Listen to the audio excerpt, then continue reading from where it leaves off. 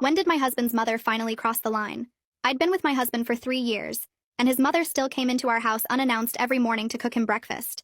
My poor baby needs a proper meal, she'd say, pushing past me at 8 a.m. while I was already cooking. She'd throw out what I made and start over. This is how he likes his eggs, dear. You'll learn eventually. My husband was the youngest of a family of 7, and the only boy, meaning he was a forever baby in his mother's eyes. At 18, she was still ordering for him at restaurants and forcing him to open his mouth so she could check if he brushed his teeth properly. Now that we're married, she sends me videos on how to iron his shirts and repeatedly texts how I'll never be able to care for him like she can. At the family reunion a couple of months ago, she, Nancy, introduced me to every single one of the 120 family members as Christian's wife who's still learning how to take care of him. She'd assembled a panel of aunts to teach me in front of everyone.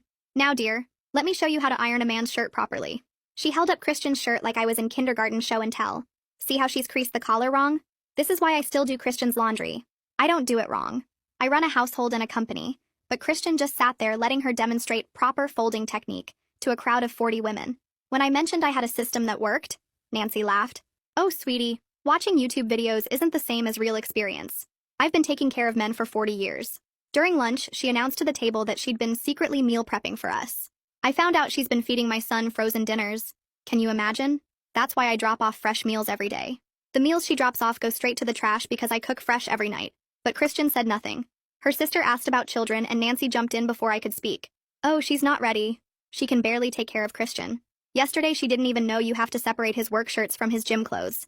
I had to come over and restore his entire closet. She didn't have to. She broke in while we were at work.